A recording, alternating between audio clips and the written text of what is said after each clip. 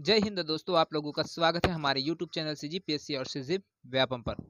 दोस्तों, आज का जो क्लास है वो भारत का प्राचीन इतिहास, जिसमें पाषाण काल के समय में जो घटना हुए घटित हुए और उससे जो रिलेटेड जो टॉपिक्स हैं, पाषाण काल है ना, उसमें का मैं कुछ महत्वपूर्ण प्रश्न है वो जो लेकर आया हूँ, जो कि PVYQ है ना, जो आपके आगामी भर्ती परीक्षा CGPSC प्री एग्जाम 2024 और साथ में CGPSC के द्वारा आयोजित जो एसआई भर्ती है उसके दृष्टिकोण से बहुत ही ज्यादा महत्वपूर्ण होने वाला है। तो हमारे साथ ये जो MCQs है उनको आप लोग करते जाएंगे और इस टॉपिक से दोस्तों आप लोग पूरा अच्छे से तैयारी है वो करते जाएंगे, क्योंकि दोस्तों जितने भी थ्योरीज आप लोग पढ़ते हो उसके बाद जरूरी रहता है कि आपको उसका MCQs है वो करना जरूरी। इससे आपका जो दक्षता है वो प्रमाणित होता है और आपने कितनी तैयारी की है वो सब चीज है वो आपको दिखता है ना। तो इन सब को जरूर देखना और ज्यादा से ज्यादा लोगों तक अवश्य शेयर करना दोस्तों, क्योंकि इसमें से आपको एक क्वेश्चन है वो बिल्कुल देखने को मिलता है, चाहे PSC का एग्जाम हो चाहे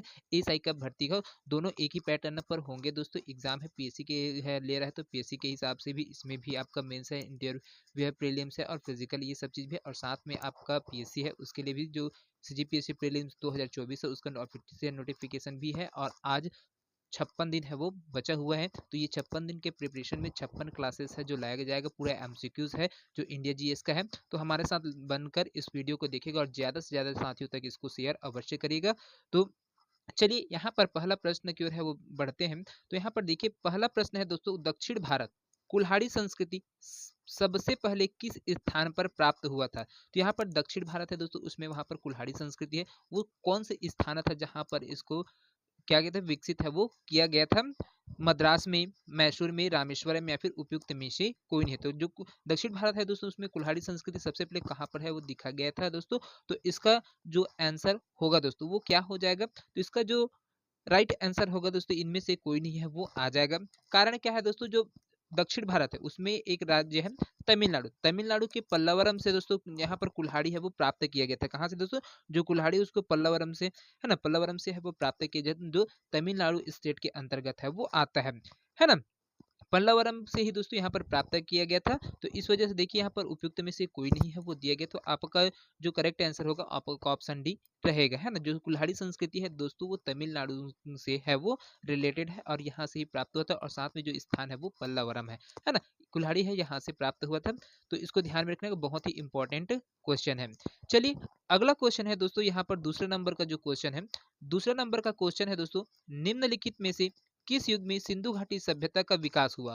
पूर्व पाषाण काल में, मध्य पाषाण काल में, नव पाषाण काल में या फिर ताम्र युग में। तो यहाँ पर जो सिंधु घाटी सभ्यता है दोस्तों, इंडस वैली सिविलाइजेशन, उसका जो विकास हुआ है वो कौन से काल में हुआ था, पाषाण काल में हुआ था या फिर नवपाषाण काल में या फिर ताम्र युग में है वो हुआ था। तो इसका जो करेक्ट आंसर होने वाला है दोस्तों वो क्या हो जाएगा, तो आपका ऑप्शन डी है दोस्तों यहाँ पर बिल्कुल सही हो जाएगा दोस्तों। यहाँ पर जो सिंधु घाटी सभ्यता का विकास है वो दोस्तों उसको ताम्र युग से है वो माना जाता है। ताम तो क्योंकि दोस्तों यहाँ पर जो तांबा है ना, यहाँ पर तांबा का बात आया तो ये जो तांबा है उसकी खोज भी दोस्तों 5000 ईसा पूर्व से है वो हुआ था दोस्तों। कब से, 5000 ईसा पूर्व से क्या है यहाँ पर तांबे की खोज है वो किया जा चुका था। साथ में यहाँ पर जो सिंधु घाटी सभ्यता है दोस्तों उसका जो विकास है वो 35 है ना, 3500 से यहाँ पर 3500 से 1000 ईसा पूर्व के बीच में इसको माना जाता है। इसका जब सिंधु घाटी सभ्यता उसका विकास भी हुआ करके ये बोला जाता है।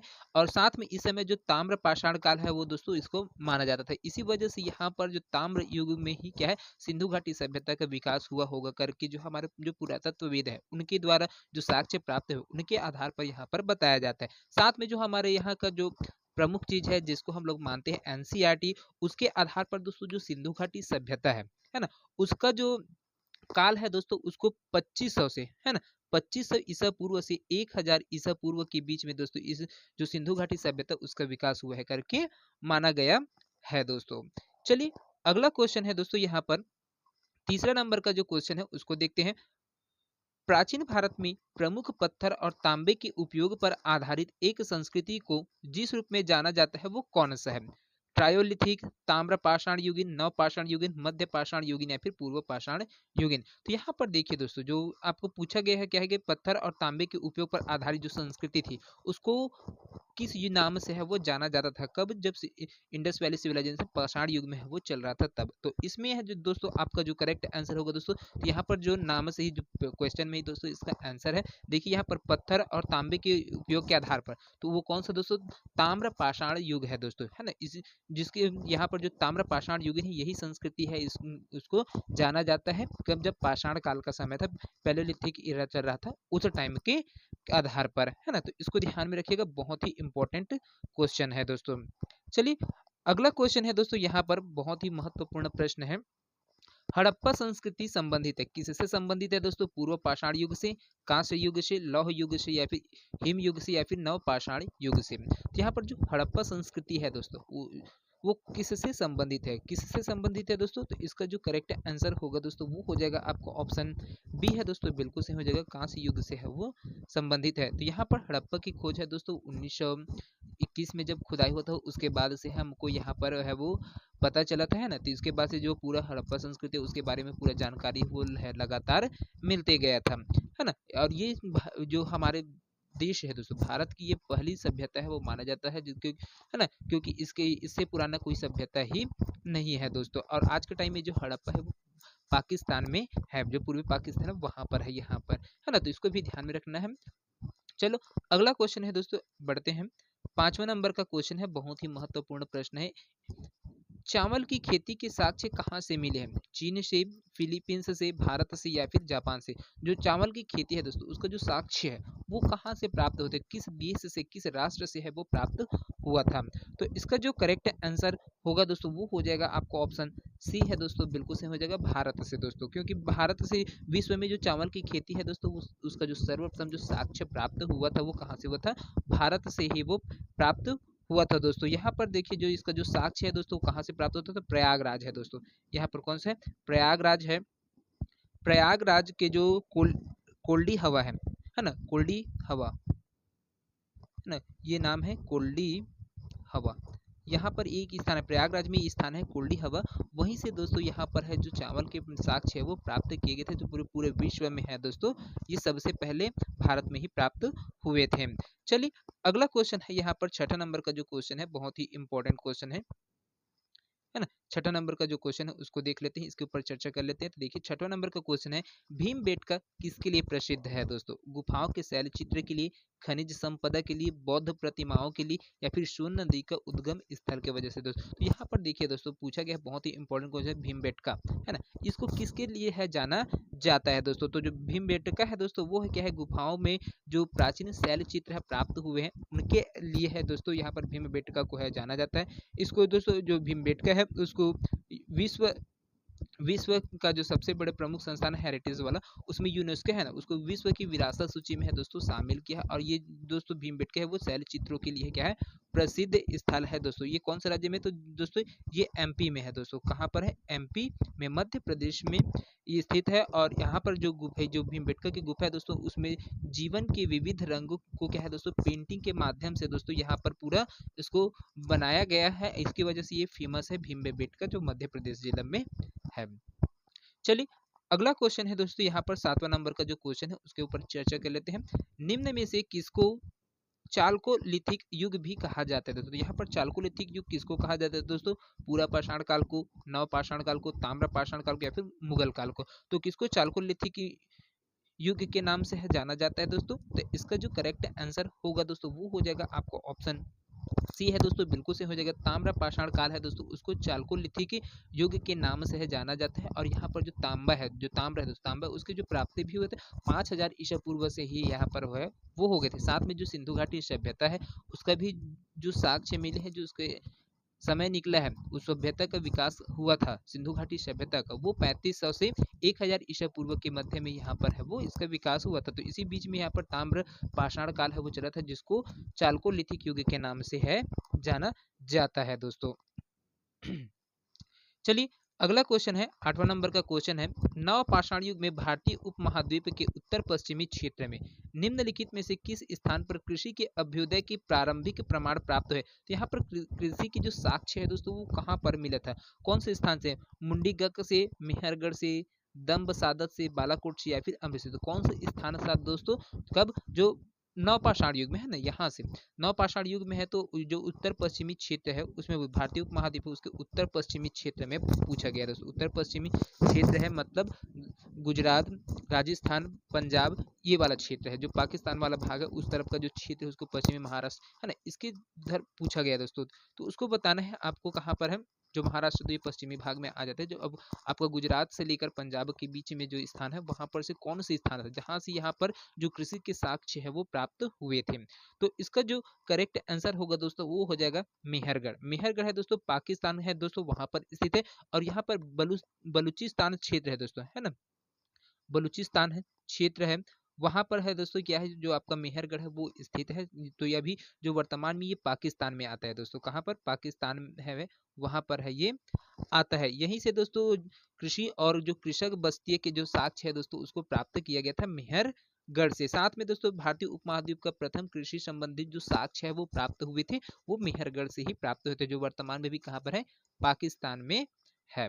चलिए अगला क्वेश्चन है दोस्तों, यहाँ पर जो 9वां नंबर का क्वेश्चन है इसके ऊपर चर्चा करते हैं। भारतीय इतिहास के जो स्रोत है वो कौन कौन से है। तो भारतीय इतिहास के बारे में दोस्तों हमको कौन कौन से क्षेत्र से हमको जानकारी है वो प्राप्त होते हैं, यहाँ पर एविडेंस है वो प्राप्त हुए, कौन कौन से तरीकों से प्राप्त होते हैं दोस्तों, और उसके बारे में हम लोग जान सकते हैं, विस्तृत अध्ययन है वो प्राप्त कर सकते हैं। तो यहाँ पर देखिए ऑप्शन में दिए है पुरातात्विक, पुरातत्वविद, साहित्य दिया है, लोक संस्कृति दिया है, और ये सभी दिया है। तो यहाँ पर इसका जो करेक्ट आंसर होगा दोस्तों, तो भारतीय इतिहास के जो स्रोत है उसको, भारतीय इतिहास को जानने के जो स्रोत है वो क्या हो जाएगा दोस्तों, ये सभी वाला ऑप्शन है वो आ जाएगा। तो इतिहास को जानने के लिए, जो भारतीय इतिहास है उसको जानने के लिए पुरातात्विक साक्ष्य की आवश्यकता पड़ती है, साथ में जो साहित्य है उसमें लिखा गया है उसके आधार पर मानते हैं, लोक संस्कृति के माध्यम से जानते हैं, और एक चीज आता है दोस्तों विदेशी विदेशी यात्राएं, है ना, विदेश के जो लोग थे, विदेशी यात्रा वृतांत है उसके माध्यम से दोस्तों, ये विदेशी यात्रा वृतांत है ना, इसके माध्यम से क्या है, जो भारतीय इतिहास उसके जो साक्ष्य उसको प्रमाण है उसको मिलता है। इसी के आधार पर हम लोग इस भारत के इतिहास के बारे में है वो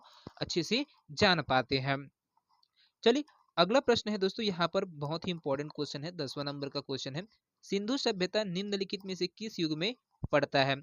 ऐतिहासिक काल में, प्राग ऐतिहासिक काल में, उत्तर ऐतिहासिक काल में, या फिर आद्य ऐतिहासिक काल में। तो यहाँ पर देखिए दोस्तों कौन कौन सा भाग है जो प्राचीन इतिहास है उसमें को तीन भागों में बटा है। ऐतिहासिक काल है, प्राग ऐतिहासिक काल, आद्य ऐतिहासिक काल और आधुनिक ऐतिहासिक काल, ये तीन भागों में बांटा गया था दोस्तों, है ना। तो उसमें से जो सिंधु सभ्यता उसको किसके नाम से है वो जाना जाता है ना। तो इसका जो करेक्ट आंसर होगा दोस्तों वो हो जाएगा आपका ऑप्शन डी है दोस्तों, बिल्कुल सही हो जाएगा। आदि ऐतिहासिक काल में दोस्तों यहाँ पर सिंधु सभ्यता है वो था। इस समय क्या था दोस्तों, इतिहास का जो साक्ष्य है दोस्तों उसको तीन भागों में ही बांटा गया था, मैं पहले भी बताया था।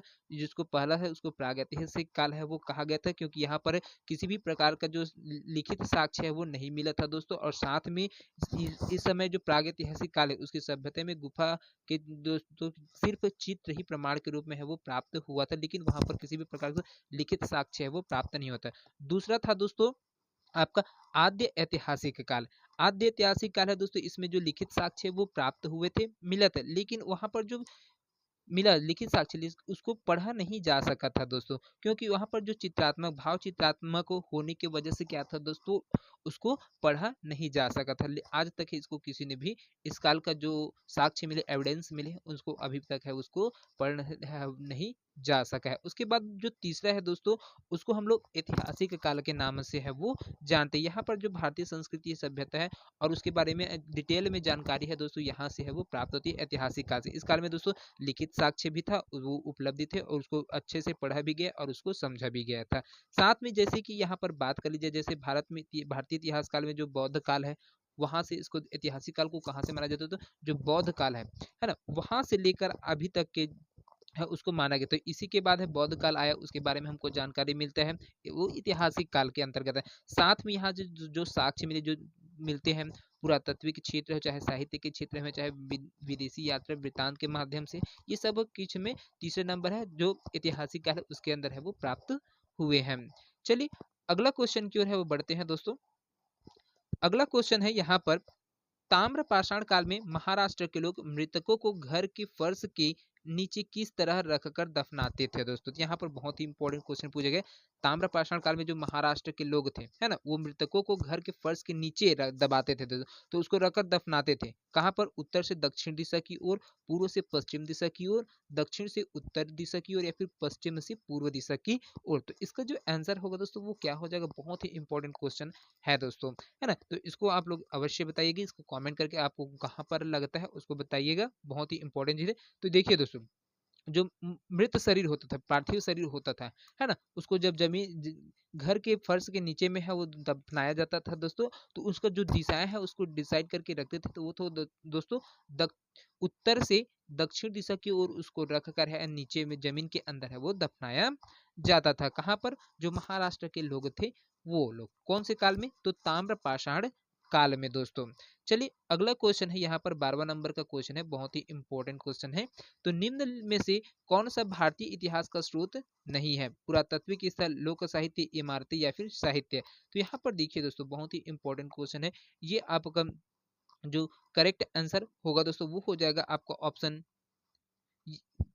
बी है दोस्तों, बिल्कुल सही हो जाएगा दोस्तों। जो लोक साहित्य है दोस्तों, लोक साहित्य है दोस्तों, भारतीय इतिहास का जो स्रोत है दोस्तों वो ये नहीं है। पुरातात्विक स्थल है वो प्राप्त, प्राचीन इमारतें हैं ये भी प्राप्त होते हैं दोस्तों, साहित्य है ये भी प्राप्त। लेकिन आपका जो लोक साहित्य है दोस्तों, ये भारतीय इतिहास को जानने में किसी भी प्रकार का मदद है वो नहीं करते हैं। बाकी आप इससे पुरातात्विक स्थल से है उससे हमको बहुत सारी जानकारी है, वो साक्ष्य वो प्राप्त हुई। पुराने समय की जो इमारतें हैं उसको भी हमने देखा है, उसके बदौलत ही हम लोग जान पाए कि कौन कौन से काल के, जैसे ताजमहल है ना, दिल्ली का गेट है, ये सब चीज बनाया गया है ना, इमारतें ही है ये सब चीज। तो इसी से हम लोग को पता चलता है। साथ में बहुत सारे जो मंदिर है जो कई हजार साल पुराने हैं, कई सौ साल पुराने हैं, उनसे हमको पता चलता है ये इमारतें के अंदर है, बताते हैं। और जो साहित्य है दोस्तों, जो लिटरेचर है उसके माध्यम से भी जो कवि लोग थे, लेखक लोग थे, उनके द्वारा उस समय में लिखा गया था, वो आज भी साक्षी के रूप में उपलब्ध है। तो इससे हमको भी बहुत सारी जानकारी है वो प्राप्त है। लेकिन जो लोक साहित्य है दोस्तों, उससे किसी भी प्रकार के जो साक्ष्य है वो भारतीय इतिहास को जानने का स्रोत है वो नहीं माना जाता है। चलिए यहाँ पर अगला क्वेश्चन है दोस्तों, 13 नंबर का क्वेश्चन है, बहुत ही इंपॉर्टेंट क्वेश्चन है। यहाँ पर देखिए, आहड़ सभ्यता के बारे में निम्न कथनों पर विचार करें। जो आहड़ सभ्यता है दोस्तों, कौन सा सभ्यता? आहड़ सभ्यता है। इसके बारे में कुछ स्टेटमेंट है वो दिया गया है, तो इसको आपको देखना है और उसके बाद कौन सा विकल्प है सही होगा उसको आपको सटीक आंसर है वो लगाना है, बताना। तो आहड़वासी तांबा गलाना जानते थे, ये लोग चावल से परिचित नहीं थे, धातु का काम आहड़वासियों की अर्थव्यवस्था का एक साधन था, और यहाँ से काले लाल रंग के मृदभांड मिले हैं जिन पर सामान्यतः सफेद रंग से ज्यामितीय आकृतियां उकेरी गई है। तो कौन कौन से स्टेटमेंट है दोस्तों वो सही है उसको आपको एक एक करके यहाँ पर बताना है दोस्तों। तो यहाँ पर देखिए दोस्तों, इसका जो यहाँ पर कथनों पर विचार करना है वो देखिए कौन कौन से स्टेटमेंट है वो बिल्कुल सही है उसको आपको बताना है। तो देखिए दोस्तों, आहड़वासी है वो तांबा गलाना है वो जानते थे, साथ में ये लोग चावल से परिचित नहीं थे, तो ये बिल्कुल गलत है दोस्तों। यहाँ पर उस समय भी दोस्तों जो चावल से लोग है वो परिचित थे, है ना। उसके बाद देखिए तीसरे स्टेटमेंट, धातु का काम आहड़वासियों की अर्थव्यवस्था का एक साधन था, बिल्कुल सही चीज बोला गया है दोस्तों। यहाँ पर आहड़वासियों के लिए जो उनका उस टाइम में अर्थव्यवस्था का जो साधन था वो कौन था दोस्तों? धातु ही था। धातु से ही वो लोग क्या करते थे? अपनी अर्थव्यवस्था उसको रखते थे, चलाते थे। और साथ में देखिए यहाँ से काले लाल रंग के मृदभांड मिले, ये भी बिल्कुल सही है दोस्तों। जो आहड़ सभ्यता है उसमें आपको मृदभांड है वो मिला गया है, और साथ में सफेद रंग की जो ज्यामितीय आकृति है उस टाइम में है वो उकेरी गई, जो उस समय आहड़ सभ्यता को है वो प्रदर्शित करते हैं। तो इस प्रकार से देखिए पहला, तीसरा और चौथा ये तीनों स्टेटमेंट सही है दोस्तों, और दूसरा स्टेटमेंट है वो बिल्कुल है। तो कौन सा सही हो जाएगा दोस्तों? आपको ऑप्शन ए है वो बिल्कुल सही हो जाएगा दोस्तों। ये स्थान है दोस्तों आहड़ सभ्यता कहाँ पर? राजस्थान में स्थित जो ताम्रपाषाण कालीन संस्कृति है दोस्तों, उससे यहाँ पर आहड़ सभ्यता के आहड़ सभ्यता के बारे में है वो जानकारी है वो मिलती है। साथ में यहाँ की जो प्रमुख विशेषताएं थी दोस्तों, उसमें यहाँ के जो लोग थे, आहड़ सभ्यता के जो लोग थे वो कृषि करना जानते थे, और साथ में पशु पाल लेते भी थे। और यहाँ पर जो खेती किया जाता था दोस्तों वो कौन कौन से है? तो उसमें आपका गेहूं है, जौ है ना, गेहूं है, जौ है और चावल है। ये तीनों प्रकार की जो खेती करने हैं दोस्तों, ये आहड़ सभ्यता के लोग हैं वो जानते थे। साथ में यहाँ पर जो धातु प्राप्त हुए दोस्तों, कौन कौन से धातु प्राप्त हुई यहाँ पर, तो उसके भी बारे में थोड़ा सा बता देते हैं। तो यहाँ पर तांबा है दोस्तों, सबसे मुख्य धातु था दोस्तों, जो क्या है? तांबा है। आहड़ सभ्यता के लोग तांबे की धातु का उपयोग करना अच्छी तरह से जानते थे, और जो तांबा है उसी को गलाकर दोस्तों मनचाही वस्तु है वो तैयार कर लेते थे, और वो अपनी उपभोग लिए है वो यूज करते थे। साथ में इसी वजह से जो तांबे की लोग लोग उपयोग करते थे अच्छी तरीके से। इस वजह से इस युग को दोस्तों ताम्रवती के नाम से है भी वो जानते हैं, किसको, आहड़वाती सभ्यता है उसको। यहाँ से, और जो मृदभांड है दोस्तों, है ना, मृदभांड भी है यहाँ से प्राप्त थे। यहाँ से के जो मुख्य बर्तन और प्राप्त होते हैं उसमें काले रंग के, काले और लाल रंग के है वो होते थे, और जिन पर सफेद रंग की जो आकृति है वो उकेरी जाती जाती थी दोस्तों। चलिए अगला क्वेश्चन है दोस्तों, यहाँ पर 14 नंबर का क्वेश्चन है, बहुत ही महत्वपूर्ण प्रश्न है। ये लेटेस्ट पूछा भी गया है, यूपीएससी का जो प्री एग्जाम होता 2021 में उसमें भी पूछा गया है।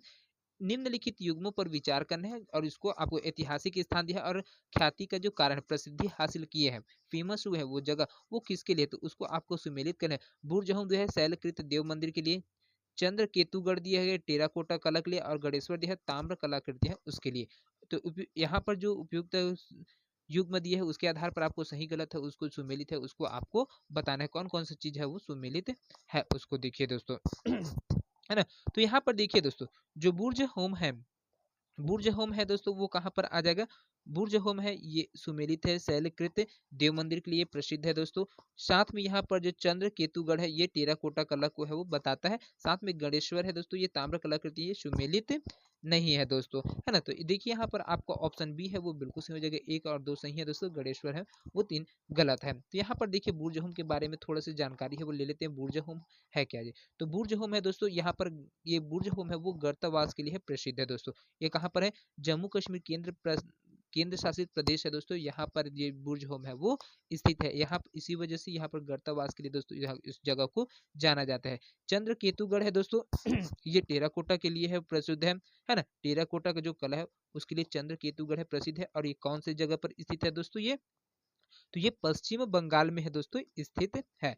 उसके बाद बात लेते हैं गणेश्वर है, गणेश्वर ये ताम्र कलाकृतियों के लिए बोला गया, तो ये बिल्कुल गलत है, यहाँ पर है ना। तो जो गणेश्वर है वो ताम्र कलाकृतियों के लिए है दोस्तों वो प्रसिद्ध है, और ये राजस्थान में दोस्तों यहाँ पर स्थित है दोस्तों, है ना। चलिए अगला क्वेश्चन है उसके बारे में बात कर लेते हैं। 15 नंबर का क्वेश्चन है, बहुत ही इंपॉर्टेंट क्वेश्चन है देखिए, भारतीय इतिहास के निम्नलिखित पुरातात्विक स्रोत है, कौन कौन से पुरातात्विक स्रोत है दोस्तों, शिलालेख, ताम्रपत्र, भोजपत्र लेख या फिर स्तंभ लेख। तो कौन है दोस्तों जो यहाँ पर भारतीय इतिहास के बारे में जो पुरातात्विक स्रोत के अंतर्गत आते हैं, जिससे हमको साक्ष्य है वो प्राप्त हुए हैं, है ना। कौन कौन सी चीज है इसके अंतर्गत आते हैं, पुरातात्विक स्रोत, आर्कियोलॉजिकल डिपार्टमेंट के सोर्स है, आर्कियोलॉजिकल सोर्स है, उसमें कौन कौन सी चीज है वो आते हैं इन एंशिएंट इंडियन हिस्ट्री के लिए।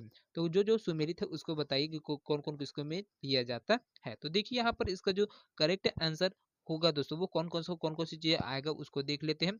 तो देखिए यहाँ पर जो शिलालेख है ये पुरातात्विक स्रोत के अंतर्गत आते हैं, साथ में ताम्रपत्र ये आते हैं, और ये भोजपत्र दिए ये तो बिल्कुल नहीं आता है दोस्तों, भोजपत्र है उसको पुरातात्विक स्रोत के अंतर्गत नहीं माना जाता। साथ में स्तंभ लेख है ये भी बिल्कुल आता है। तो इस प्रकार से देखिए ए बी, है ना, ए बी और डी ये वाला ऑप्शन है आपका बिल्कुल सही हो जाएगा। देखिए कहाँ पर दिए, तो ये आपको ऑप्शन सी में दोस्तों दिया है, ये बिल्कुल सही है ना।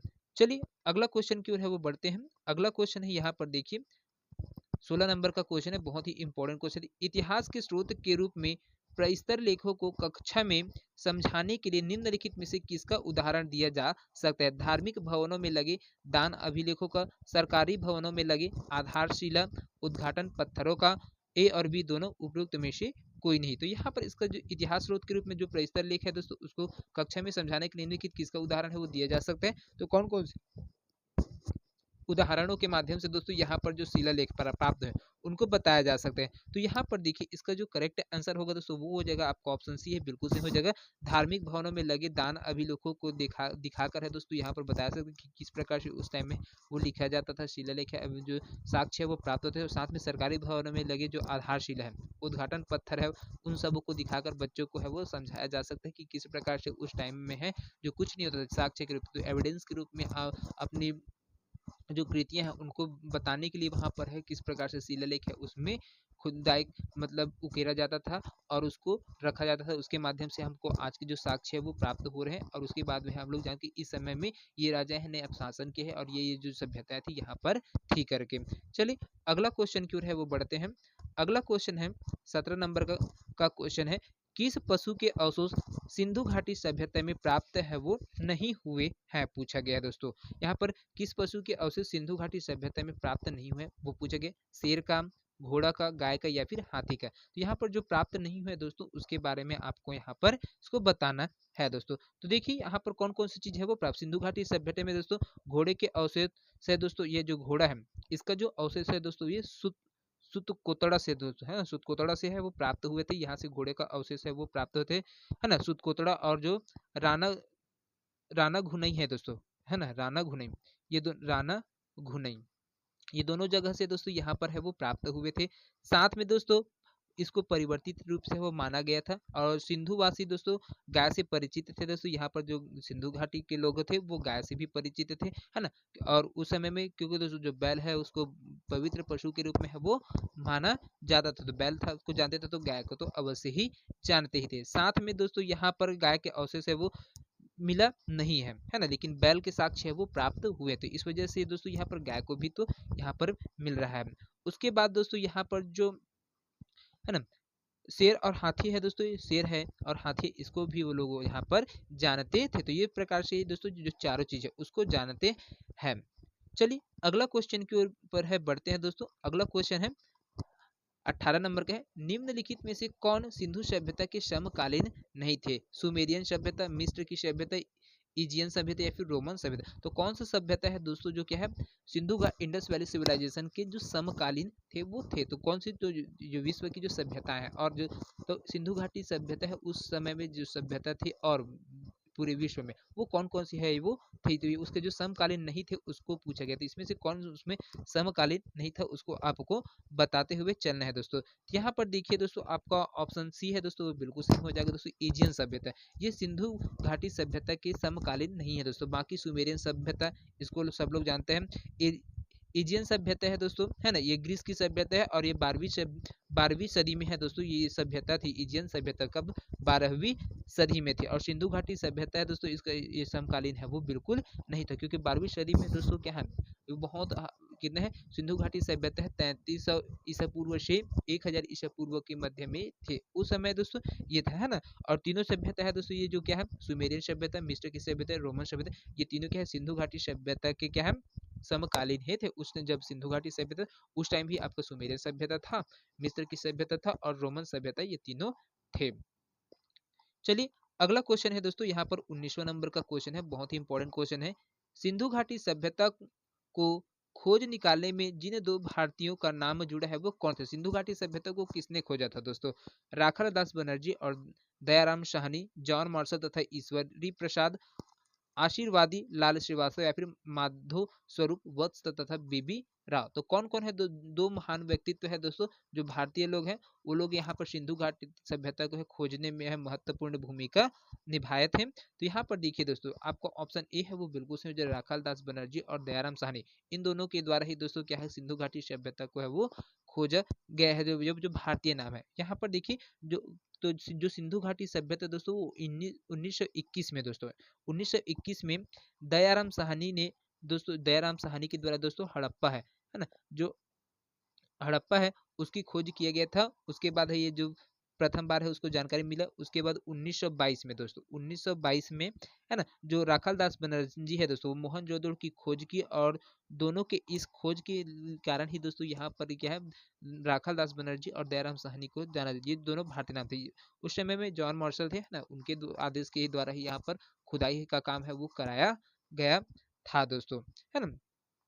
चलिए अगला क्वेश्चन की ओर है वो बढ़ते हैं। अगला क्वेश्चन है बहुत ही महत्वपूर्ण है और आज का वीडियो का लास्ट क्वेश्चन है, 20वां नंबर का क्वेश्चन है। निम्न में से कौन हड़प्पा सभ्यता पर प्रकाश डालता है, पुरातत्वीय खुदाई, ताम्रपत्र लेख, शिलालेख या फिर उपयुक्त सभी। तो यहाँ पर जो हड़प्पा सभ्यता पर प्रकाश डालते हैं उसके जो साक्ष्य प्राप्त होते हैं वो कौन कौन सी चीजें जहाँ से हड़प्पा सभ्यता के बारे में जानकारी है वो मिलता है। तो यहाँ पर दोस्तों यहाँ पर देखिए आपका ऑप्शन ए है बिल्कुल सही हो जाएगा दोस्तों। पुरातत्वीय जो खुदाई हुआ है दोस्तों उसके बाद ही दोस्तों हड़प्पा है उसकी जानकारी है वो प्राप्त हुआ है। यहाँ पर हड़प्पा सभ्यता है दोस्तों वो आद्य पुरातत्व की है ना, आद्य पुरातत्व की इस तरह जहाँ पर जो साक्ष्य तो मिले थे, कोई लिखित एविडेंस है वो नहीं मिले थे, लेकिन यहाँ पर भावात्मक रूप से जो चित्रात्मक शैली वो है दिखाई दिए थे, है ना। इस वजह से यहाँ पर ही जो प्रकाश चलने का काम किया वो क्या पुरातत्विक खुदाई होने के बाद से है वो पता चला था। साथ में दोनों की खुदाई हुए और ताम्रपत्र है वहां पर मिला ही नहीं था, कोई किसी भी प्रकार का लिखित साक्ष्य है वो प्राप्त हुए ही नहीं थी। इस प्रकार से आपका ऑप्शन ए है वो बिल्कुल